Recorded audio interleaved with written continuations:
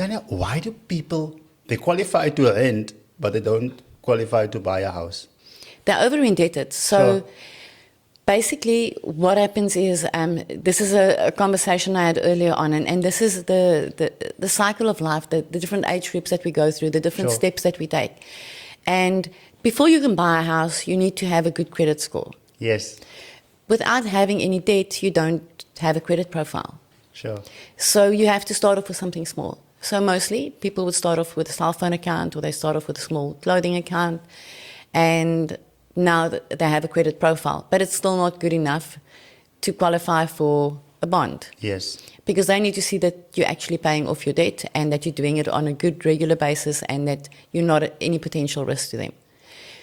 But what happens is you're now 19, 20 years old. If you're not studying, you're starting your first job. So you're going to be renting. Sure. So the rental agents, they're a lot more lenient, obviously, than the banks when you want to purchase, because it's a month-to-month commitment that you have. Yeah, not and 20 it's years not or 10 years. It's not, yeah, you're not looking at that long-term period. So you basically have to prove yourself to the bank. Sure. By proving yourself to the bank, you have to make debt. Sure. But now you need to learn how to manage the debt, debt. so that you still qualify for a bond. So people don't do that. Now you're renting. Now it's your first little place that you're putting up. You don't have any furniture. So you start taking out personal loans. You're opening up accounts to get your furniture in there. You're taking out a personal loan to pay the deposit. So you're making more and more and more debt. So if it spirals out of control and you don't keep track of how much your income and your expenses is, it doesn't matter how good you even pay your accounts, you won't qualify, because if you're over indebted, it doesn't matter what your credit score is. Yeah. You will not qualify. So the difference, to come back to your question, between renting and buying is that renting is month to month. Sure. A bond is long term. And with renting, you don't have to take on debt to be able to qualify to rent an apartment. But with a bond, you should have a good credit score. And that means that you have to actually take out debt. 100%.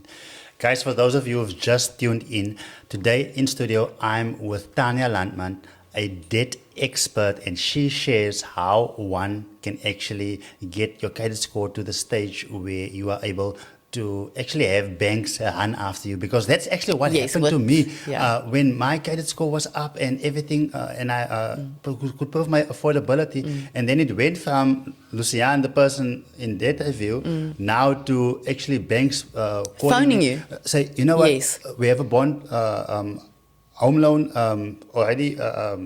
Pre-authorized or pre-approval, etc. And I went with the bank who said, you know what, they'll give 100% of the house, not even 80%, not even 90%. 100%. So I didn't even need a deposit when buying the house, the first house, etc. Hey family, by now you know that I found myself in debt for 600,000. So what I've done was to complete the debt affordability form, which you can find in the description or on the screen. And after I've done so, my monthly installments was actually reduced.